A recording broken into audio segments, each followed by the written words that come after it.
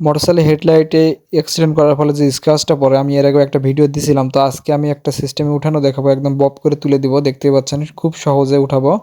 তো দেখতে পাচ্ছেন অনেকটা কিন্তু স্ক্র্যাচ পড়ে গেছে, সাইডে স্টিকারটাও নষ্ট হয়ে গেছে। তো স্টিকার চেঞ্জ করলে কিন্তু ভাইজারের কাজ হয়ে যায়, কিন্তু হেডলাইটটা দাগ রিমুভ না করলে বিশ্রী দেখা যায়। এবং এই ডিসকভার এলইডি হেডলাইটে কিন্তু প্রচুর টাকা দাম। অন্যান্য বাইকের যে দামি দামি বাইকগুলো আছে এগুলোরও হেডলাইটের কিন্তু অনেক টাকা প্রাইস। তো আজকে আমি দেখাচ্ছি, দেখতে পাচ্ছেন এই যে দাগটা আছে এটা একদম 100% রিমুভ করে একদম নতুন ফ্রেশ কোয়ালিটি করে দেখাবো আপনাদেরকে। ভিডিওটার সঙ্গেই থাকুন। তো প্রথমে আমি একটা নখ কাটা ব্লেডগুলো নিছি। ব্লেড দিয়ে যে এবড়ো খেবড়োগুলো আছে, অর্থাৎ যে ঘষা খেয়ে যে দাগগুলো হয়েছে, এগুলো আগে ফিনিশিং দিয়ে নিব, অর্থাৎ সমান করে নিব। দেখতে পাচ্ছেন, তো ব্লেড দিয়ে সমান করে নিচ্ছি। তো এভাবে ব্লেড দিয়ে ঘষে ঘষে সমান করে নিব। একটু যখন সমান হয়ে যাবে তখন ভালো করে সব জায়গা, মানে যে জায়গাগুলো স্ক্র্যাচ পড়ছে সে জায়গাগুলো একদম ফিনিশিং দিয়ে নিতে হবে। এর পরবর্তীতে যে স্টেপটা অবলম্বন করব সেটাও আমি ভিডিওটাতে A to Z সমস্ত কিছুই দেখাবো। আপনারা ভিডিওটা একটু মনোযোগ দিয়ে দেখবেন, তাহলে বুঝতে পারবেন। আর যারা আমার থেকে বব করার জিনিসগুলো নিছেন তারা কিন্তু কাজটা সহজেই করতে পারবেন।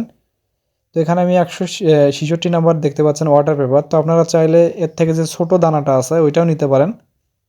তো আমার কাছে বর্তমানে ওইটা নাই, তো আমি এটা দিয়ে দেখাচ্ছি। দেখতে পাচ্ছেন এটাতে করতেছি। তো এখানে ওয়াটার পেপার পানি দিয়ে এরকম ঘষে ঘষে ফিনিশিং দিতে হবে, যেন এবড়ো খেবড়োগুলো একদম ফিনিশিং হয়ে স্মুথ হয়ে যায়, অর্থাৎ কোনো এবড়ো খেবড়ো না থাকে। তো সুন্দর করে ফিনিশিং দিতে হবে। এটা কিন্তু পানির সাহায্যে করতে হবে, শুধু সিরিজ পেপার দিয়ে ঘষলে কিন্তু হবে না, পানি দিয়ে ঘষতে হবে। অল্প একটু করে পানি দিয়ে দিয়ে এটা সুন্দর করে ঘষে একদম সমান করে দিতে হবে, ফিনিশিং করতে হবে। এখানে কিন্তু এই সিরিজ পেপার দিয়ে দাগ উঠবে না, কিন্তু হেডলাইটটা মানে ফিনিশিং হবে। পরবর্তীতে যখন আমরা বব করে ফিনিশিং দিব তখন কিন্তু সুন্দর দেখা যাবে। আর যদি এবড়ো খেবড়ো থাকে সেক্ষেত্রে ছাপোসা দেখা যাবে, বিশ্রী খারাপ দেখা যাবে একটা। দেখতে পাচ্ছেন। তো আস্তে আস্তে এটা আমি ফিনিশিং দিয়ে দিচ্ছি। তো যাদের বাইকের স্টিকার নষ্ট হয়ে গেছে, স্টিকার কিন্তু পাওয়া যায়, কিন্তু স্টিকার চেঞ্জ করে দিবেন, হয়ে যাবে। আর হেডলাইটের দাগটা এভাবে রিমুভ করে দিবেন। দেখতে পাচ্ছেন ঘষার পরে এই অবস্থায় দাঁড়াইছে। তো এখন আমাদের প্রয়োজন হবে এটা বব করতে। তো বব করতে যে জিনিসগুলো লাগবে আমি আপনাদেরকে দেখাচ্ছি। দেখতে পাচ্ছেন, তো এখানে ঘষা ফিনিশিং হয়েছে, আর এই সাইডে আমি স্টিকার দিছি যাতে অন্যান্য সাইডে কোনো আঁচড় না পড়ে। তো এখানে দেখতে পাচ্ছেন ডিস্ক, ববের ডিস্ক লাগবে এবং একটা সাবান লাগবে। দেখতে পাচ্ছেন এই দুইটা দিয়ে আমি আজকে মূলত এটার দাগটা উঠাই দেখাবো।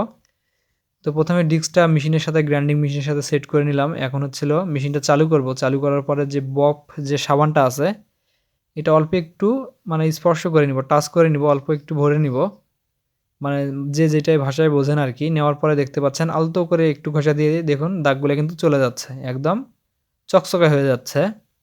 মানে যে সাদা, সাদা যে দাগগুলো ছিল এগুলা কিন্তু চলে যাচ্ছে। আপনারা দেখতেই পাচ্ছেন চোখের সামনেই, আপনাদের সামনেই আমি করলাম বা ভিডিওর মাধ্যমেই করছি। দেখতেই পাচ্ছেন যে দাগগুলো ছিল এগুলা কিন্তু আস্তে, আস্তে রিমুভ হয়ে যাচ্ছে। তো এইভাবে আলতো ছোঁয়ায় বেশ কিছুক্ষণ ধরে আমাদেরকে এটা বব করতে হবে। তাহলে যে ছোট, ছোট স্ক্র্যাচ বা দাগগুলো আছে এগুলো কিন্তু একদম উঠে একদম ঝকঝকে বের হবে। দেখতে পাচ্ছেন, তো আমি এটা আস্তে আস্তে করব, বেশ কিছুক্ষণ সময় লাগবে, তাড়াহুড়ো করলে হবে না।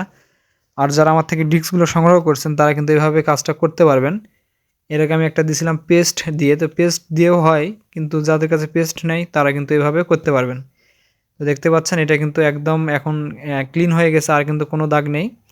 তো ভিডিওটাতে আমি খুবই অল্প সময়ের মধ্যে আপনাদেরকে দেখালাম হেডলাইটের দাগগুলো কীভাবে রিমুভ করতে পারবেন। তো এটা কিন্তু সব হেডলাইটেই করতে পারবেন, যে কোনো বাইকের। তো দেখুন এখন টেপটা উঠাই দিলাম, এখন এটার ফাইনাল লুকটা দেখুন, একদম ফিনিশিং। ভিডিওটা কেমন লাগলো অবশ্যই জানাবেন, আর আমার পেজটা অবশ্যই ইনশাআল্লাহ সবাই ফলো করে দিবেন।